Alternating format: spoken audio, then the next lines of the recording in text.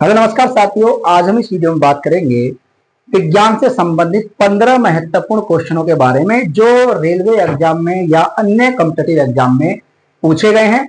और आप इन 15 क्वेश्चनों में से देखते हैं कि आप कितने क्वेश्चन सही करते हैं। यहाँ पर मैंने आंसर तो इनके लिख रखे हैं यहाँ पर, लेकिन आपको देखना है कि बिना आंसर देखे आपको ये देखना है कि हमारे कितने क्वेश्चन सही होंगे। 15 क्वेश्चन है, अगर 15 में से आपने 10 भी लगा लिए तो आप समझ जाइए कि आपकी तैयारी बहुत अच्छी है। अगर 10 आपके सही नहीं हो रहे हैं 15 में से, तो आप समझ जाइए आपको तैयारी की काफी आवश्यकता है। अपने आप को आंकने के लिए ये 15 क्वेश्चनों में से आप कर सकते हैं, देख सकते हैं, जिससे कि आपको पता चले कि आपकी तैयारी कितनी है। और ये वो क्वेश्चन है जो एग्जाम में बार बार पूछे गए हैं। आप यहाँ क्वेश्चन देख सकते हैं, क्वेश्चनों का स्तर देख सकते हैं, काफी बार एग्जाम में पूछे गए हैं। चलिए शुरू करते हैं बिना किसी देरी के, क्वेश्चन नंबर 1 की तरफ बढ़ते हैं। तो क्वेश्चन नंबर 1 क्या कहता है कि रेटिना पर बनने वाला प्रतिबिंब कैसा होता है। काफी बार एग्जाम में पूछा गया है कि जो मानव नेत्र में जो प्रतिबिंब बनता है वो कहाँ बनता है। तो सबसे पहला क्वेश्चन तो यही बनता है यहाँ से कि मानव नेत्र में जब किसी वस्तु से पड़ने वाली प्रकाश किरणें मानव नेत्र में प्रवेश करती हैं तो वहां पर मानव नेत्र में प्रतिबिंब कहाँ बनता है। तो सबसे पहले क्वेश्चन यही आता है कि वो प्रतिबिंब रेटिना पे बनता है। अब दूसरा क्वेश्चन यहां से आता है कि रेटिना पे जो प्रतिबिंब बनता है वो कैसा बनता है, सीधा या उल्टा। तो यहाँ पर सामान्य सी बात है कि रेटिना पर जो प्रतिबिंब बनता है, पहली बात तो वो वास्तविक बनता है। याद रखना, प्रतिबिंब 2 प्रकार के बनते हैं, आभासी और वास्तविक। आभासी प्रतिबिंब कौन सा होता है, वो प्रतिबिंब जिसका हमें आभास होता है, जो बनता है आभास होता है, ऐसे प्रतिबिंब को आभासी प्रतिबिंब कहते हैं।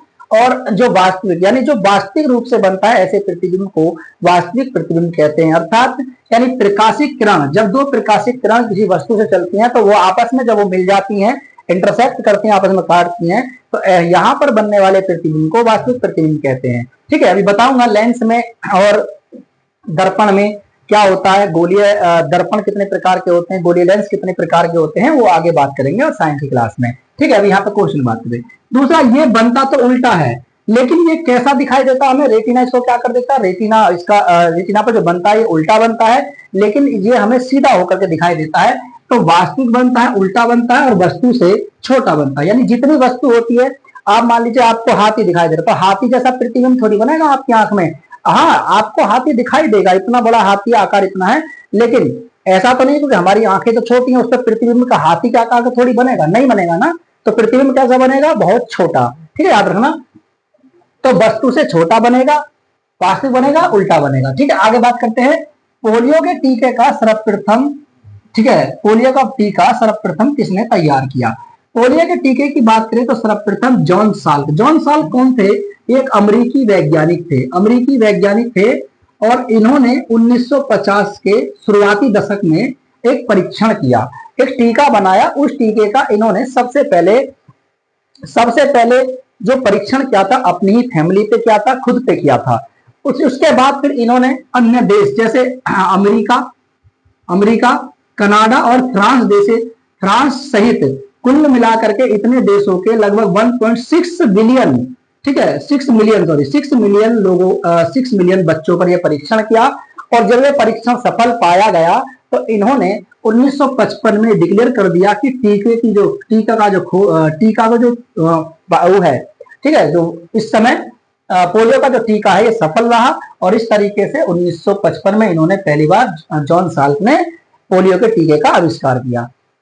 50 के शुरुआती दशक में इन्होंने बना दिया, पहले अपने परिवार में परीक्षण किया, उसके बाद फिर उन्होंने अमेरिका, कनाडा और फ्रांस जैसे देशों में कुल मिलाकर 1.6 मिलियन बच्चों पर इन्होंने परीक्षण सफल किया। बीमारी फैल चुकी थी और उस बीमारी को रोकने के लिए पोलियो उस समय ज्यादा फैल रहा था, तो इसलिए इन्होंने टीका बनाया जॉन साल्क। याद रखना, अमेरिका के वैज्ञानिक थे।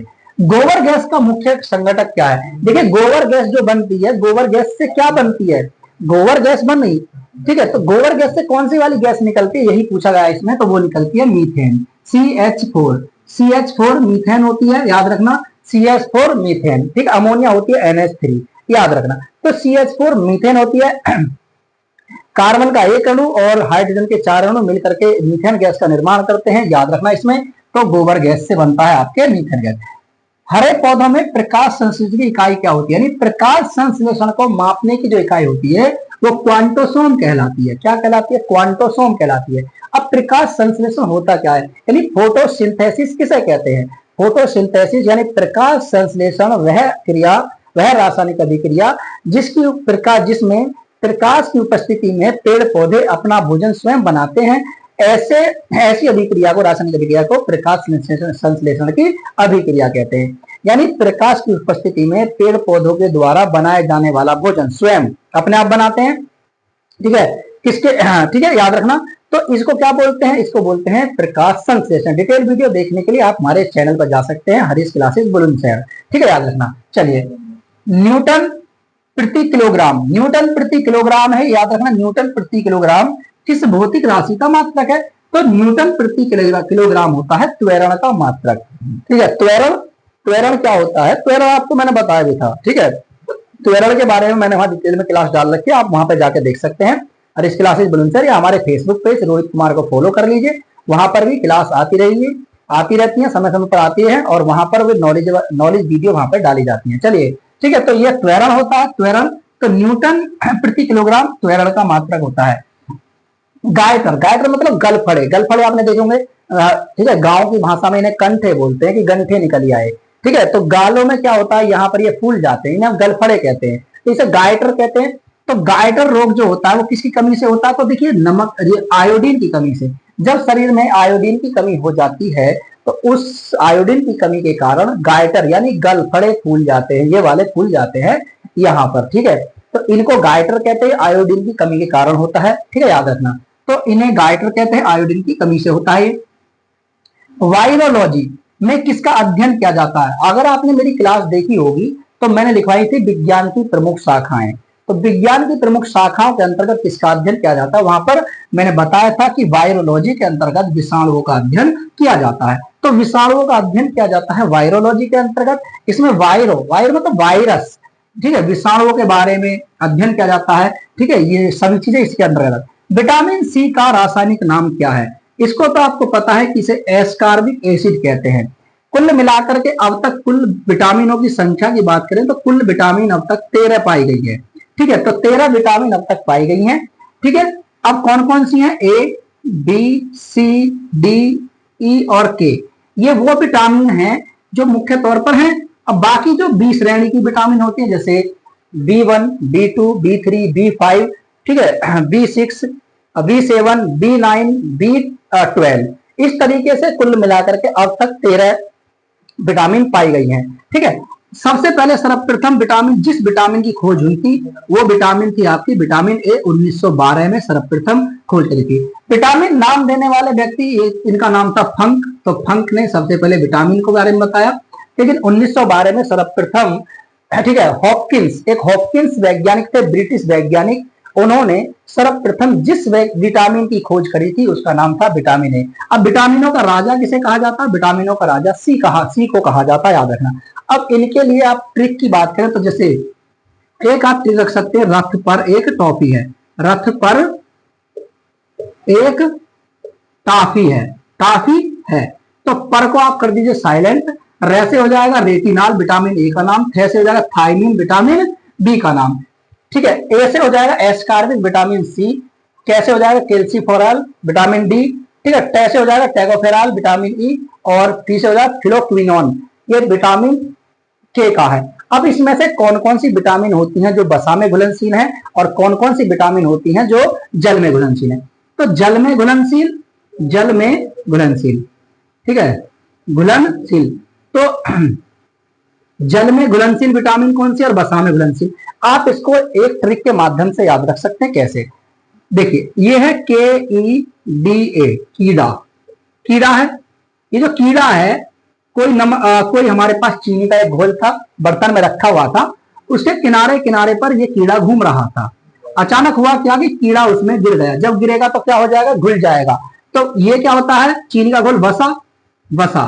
तो वसा में घुलनशील क्या है? वसा में घुलनशील आपके कीड़ा किस में घुल गया? वसा में। तो वसा में घुलनशील विटामिन के, vitamin E, vitamin D, vitamin A, जो इनके बाद बची है बी और सी, ये जल में घुलनशील है। तो जल में घुलनशील विटामिन बी और सी, और कीड़ा मतलब KEDA विटामिन, ये वसा में घुलनशील है। 1912 में खोज हुई थी विटामिनों की, फंक के द्वारा नाम दिया गया था, लेकिन हॉपकिंस ने सबसे पहले विटामिन ए को खोजा। सामान्य व्यक्ति का अनुशीलक रक्तदाब कितना होता है? आपको पता होता है कितना, 80 से 120 Hg, ठीक है, mmHg, ठीक है, mmHg, Hg का मतलब होता है पारे के दाब के बराबर, ठीक है, पारे का दाब। तो पारे के दाब होता है यहाँ पे 80 से 120 mmHg। सामान्य व्यक्ति का जो रक्त दाब होता है वो कितना होता है? 80 से 120 mm, ठीक है, mmHg। 80 अब ऐसे आता लिखा हुआ 80/120 mm, ठीक है, ये रहा। तो यहाँ पर नॉर्मली 80। श्वेत प्रकाश के प्रिज्म में किस रंग का विचलन अधिक होता है? विचलन मतलब फैलाव, विचलित हो जाता है, फैलाव, ठीक है रहना। तो विचलन सबसे अधिक होता है बैंगनी रंग का, सबसे कम होता है किसका? लाल रंग का। तो लाल रंग का सबसे कम होता है और सबसे अधिक विचलन होता है बैंगनी रंग का, इसको आप ध्यान रखना। जब कोई श्वेत प्रकाशीकरण किसी प्रिज्म पर पड़ती है तो वो 7 रंगों में विभाजित हो जाती है। इसके लिए मैंने एक शब्द आता है विबग्योर, ठीक है, विबग्योर, ठीक है, PIPGYOR, विबग्योर।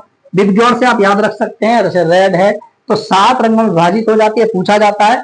तो सबसे अधिक विचलन बैंगनी रंग का, सबसे कम रेड रंग का, ठीक है, याद रखना, लाल रंग का। कैलोमल क्या है? कैलोमल है एक मर्क्यूरस क्लोराइड, कैलोमल एक मर्क्यूरस क्लोराइड है, कैलोमल मर्क्यूरस क्लोराइड, ठीक है, याद रखना, Mg2Cl। आगे पूछा सिंदूर का रासायनिक नाम क्या है? सिंदूर का रासायनिक नाम है मर्क्यूरिक सल्फाइड। मर्क्यूरिक सल्फाइड जो सिंदूर महिलाएं लगाती हैं, ठीक है, जो हिंदुओं में लगाया जाता है, हिंदुओं में सुहागिनों का प्रतीक होता है सिंदूर, जो मांग में वो लगाते हैं, तो उसी सिंदूर का जो रासायनिक नाम है उसको बोलते हैं मर्क्यूरिक सल्फाइड, याद रखना। झूठा सोना किसे कहा जाता है?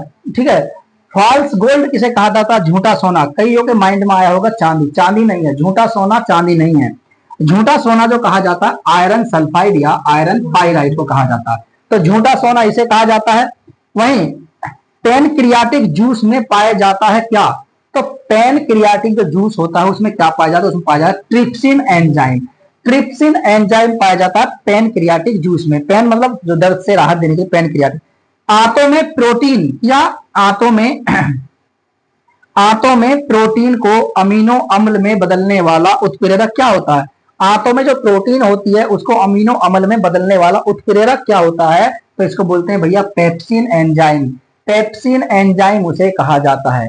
क्लास आपको कैसी लगी कमेंट करके हमें जरूर बताएं, और इस 15 क्वेश्चन में से आपने कितने क्वेश्चन किए ये भी कमेंट करके हमें जरूर बताएं। अपनी तैयारी को बेहतर बनाइए, हमारे साथ जुड़ रहिए। हम कोई पेड कोर्स नहीं बेचते हैं ना कुछ करते हैं, हमारा मकसद सिर्फ इतना ही है कि आपको बेहतर एजुकेशन मिले। अभी हमारे साथ जुड़ जाइए, या फिर आप जो तैयारी कर रहे हैं किसी भी चैनल के साथ जुड़ जाइए आप, लेकिन आप तैयारी करिए मन से, क्योंकि एक बच्चा अगर तैयारी करने लगता है तो लगा लीजिए उसके साथ साथ उसके माता पिता की उम्मीद उससे जुड़ी होती है। आज के लिए इतना ही, मिलते हैं नेक्स्ट क्लास में, तब तक के लिए नमस्कार। और आज पहली नवरात्रि है, सभी के लिए नवरात्रि की हार्दिक शुभकामनाएं। और नवरात्रि के साथ साथ तैयारी भी करते रहे, खासतौर पर लड़कियां, और लड़के भी तैयारी करते हैं, लड़कियां खासतौर पर तैयारी करते हैं। और यही दुआ मांगना नवरात्रि में कि जल्दी जल्दी जॉब लगे। नमस्कार।